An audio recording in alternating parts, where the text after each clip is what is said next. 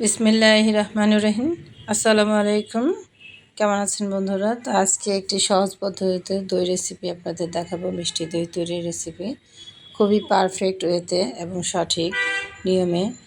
তো ভিডিওটি অবশ্যই স্কিপ করবেন না, তো আমার সাথেই থাকবেন। তো দেখুন কত সুন্দর একটি দই রেসিপি আপনাদের মাঝে শেয়ার করব।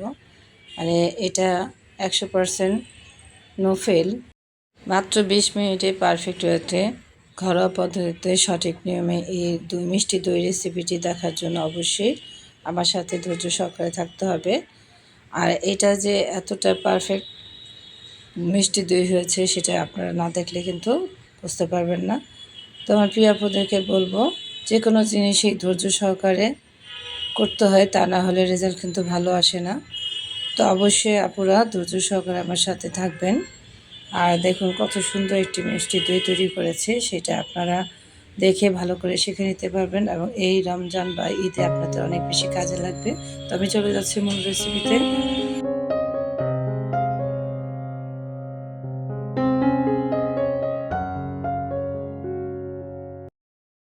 তো অবশ্যই ফুল ক্রিমযুক্ত দুধ নিতে হবে। এটা গরুর দুধ হোক অথবা এরকম মেলভিটা দুধ হোক। এরকম ফুল ক্রিমযুক্ত দুধ 500 গ্রাম আমি নিয়েছি।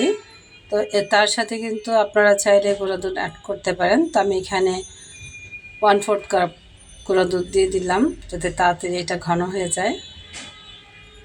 আর এটা অবশ্যই বেশি জাল দিয়ে ঘন করতে হবে না। কয়েক মিনিট ফোটানোর পর তো এইভাবে এটাকে নেড়ে চেড়ে কয়েক মিনিট ফুটিয়ে নিতে হবে।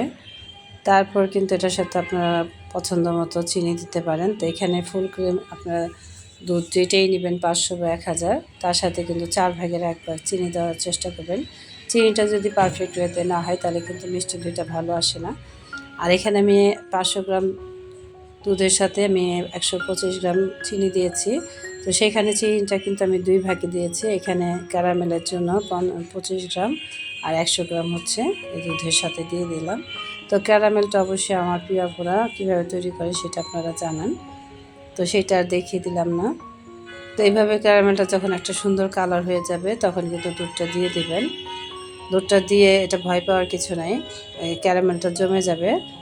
তো যাই হোক, এটা আস্তে আস্তে না মানে জাল দিতে দিতে এটা আবার নরম হয়ে যাবে, মানে মিশে যাবে দুধের সাথে।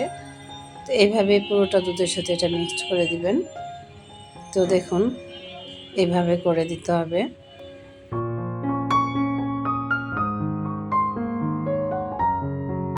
তো আমার দই তৈরির জন্য কিন্তু পারফেক্টভাবে এটা মিশে গেছে।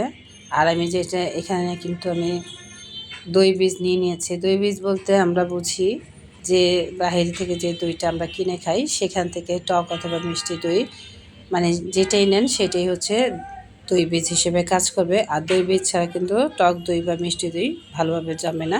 তো দেখুন আমি কিন্তু পানিটা ঝরিয়ে নিয়েছি টক দইয়ের। তো আমি টক দই দিয়ে আজকে মিষ্টি দইটা তৈরি করে আপনাদের দেখাবো। আর এখানে আমি কিছু পাত্র নিয়ে নিয়েছি। তো আপনারা চাইলে যে কোনো পাত্রে এটাকে সেট করতে পারেন। তার পাত্রের গায়ে একটু দই বীজটা লাগিয়ে নেবেন, তাহলে কিন্তু খুব সুন্দর মানে দইটা বসে। তো এইভাবে আমি প্রত্যেকটা পাত্রে কিন্তু দই বীজটা লাগিয়ে দিয়েছি। আর অবশ্যই দই যেটা আমি ঝরতে দিয়েছিলাম সেটা কিন্তু ফেটিয়ে এইটা দুধের সাথে দিয়ে দিচ্ছি। তো আমার প্রিয় আপুরা অবশ্যই খেয়াল রাখবেন যখন দই বীজটা এই দুধের সাথে মিশাবেন, যাতে এটা ভালোভাবে ব্লেন্ড হয়ে যায়। তো চাইলে আপনারা হ্যান্ড উইচের সাহায্যে এটা করতে পারেন। তো দেখুন আমি কিন্তু এটাকে অনেক ভালোভাবে ফেটিয়ে মানে ভালো করে মিক্সড করে নিয়েছি। এটা যে ফেনাটা তৈরি হয়েছে এটা কিন্তু আরও বেশি সুন্দর হবে দইটা জমতে।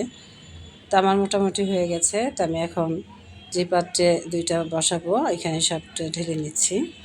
তো এইভাবে এক এক করে আমি প্রত্যেকটা পাত্রে ঢেলে দিচ্ছি।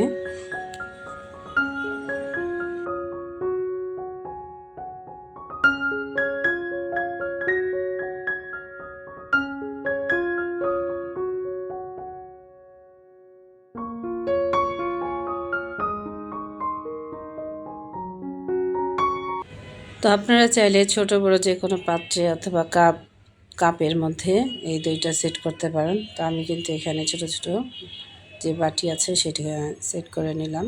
তো এটা আমি চুলায় বসিয়ে দিব। তো এটা আপনারা চাইলে কিন্তু গরম মানে অনেকটা গরম কাপড় পেঁচিয়ে সারা রাত্রির জন্য রেখে দিতে পারেন, সনাতনী পদ্ধতিতেও এটা জমাতে পারেন।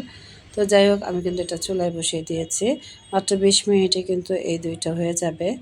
তো এরকম একটা পাত্র বসিয়ে দিয়েছি, আর এখানে একটা লবঙ্গ দিয়ে দিলাম পাত্রটা যাতে ছিদ্রটা বাতাস বের না হয়। তো আমার 20 মিনিট পর কিন্তু দুইটা জমে গিয়েছে। তো এটা আমি যখন ফ্রিজে রেখে দেব, তারপর কিন্তু এটা ভালোভাবে সেট হয়ে যাবে। তো দেখুন, চুলা থেকে নামিয়ে দেখাচ্ছি, এখনই কিন্তু এটা জমে গেছে। আর এটা যখন আমি ফ্রিজের নর্মাল চেম্বারে রেখে দেব, এটা কিন্তু পারফেক্ট ওয়েতে জমে যাবে। তো আমি দইগুলো ফ্রিজের নর্মাল চেম্বারে 1 ঘন্টার মতো রেখে দিলাম। তো 1 ঘন্টা পর আপনাদেরকে সার্ভ করে দেখাচ্ছি কতটা পারফেক্ট হয়েছে। তো দেখুন, জমে কিন্তু একদম ক্ষীর। এই বাটিটাও উপর করে দিলাম, তাও কিন্তু পড়ছে না।